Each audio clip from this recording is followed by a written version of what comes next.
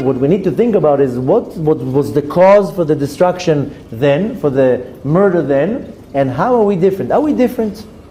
Are we different? And I'm sad to say we're not. We're worse, actually. Here it was one murder, one individual that was jealous against one person. Here, look in our community, in our society, in our city, in our everywhere, we're putting Ishmael ben Netanyah to shame. We just don't do it with swords. We do it worse than swords. We do it with our mouth.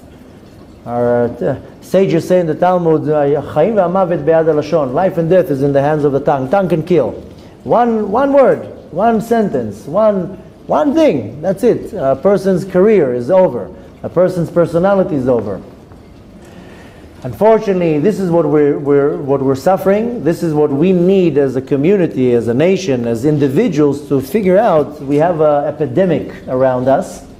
Now, it doesn't mean that you personally do it, but if you don't condemn it, if you participate, if you agree, if you're part of it, then I'm sorry to tell you, you're just as guilty. Just the other day, a lady came to my wife, and she told her about a certain individual that let's put it in soft words, he's not my biggest fan. And he's a certain individual that goes and spreads a lot of lies about us and talks very bad about my wife and me and many bad things. And this lady came to my wife and told her, you know, this so-and-so came, told me this, told me this, told me that, told me this. So my wife told her, and this lady can be the age of my wife's mother. And my wife told her, shame on you, because you stood there for 10 minutes and listened to what he said. So you're just as guilty as him, and you're more guilty than him. Because you listened to it, you accepted it, and you didn't shut him up. And you didn't rebuke him. Or whatever it is. My wife told us straight in the face, shame on you, you are just as guilty. So we have to understand that we didn't change. 2,600 years passed, and we didn't learn from our mistakes. We fast every year, we complain, my stomach hurts me, my head hurts me, my tuchas hurts me, but we don't understand that we're not learning anything. And this is what's causing the continuation of the destruction.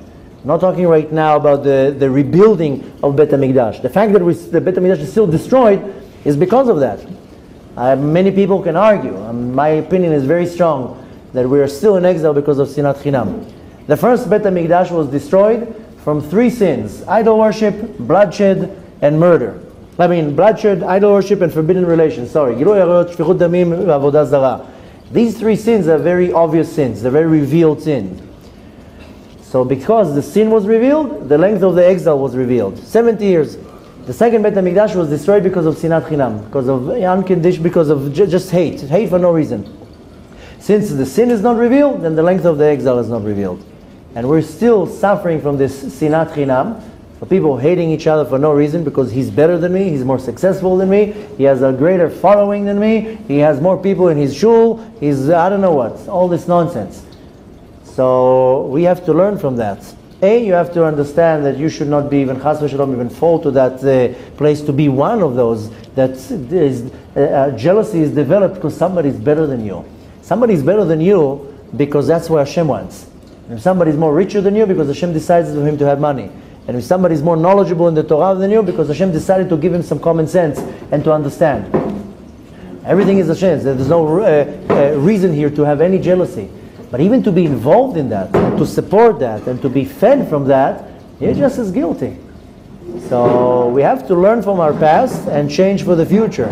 That we have to uproot this Sinat Chinam.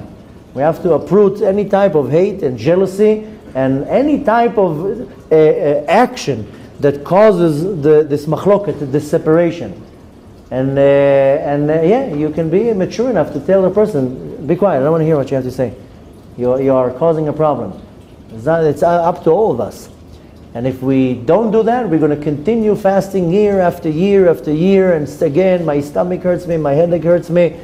If you don't learn from the past, then the problem is going to continue going.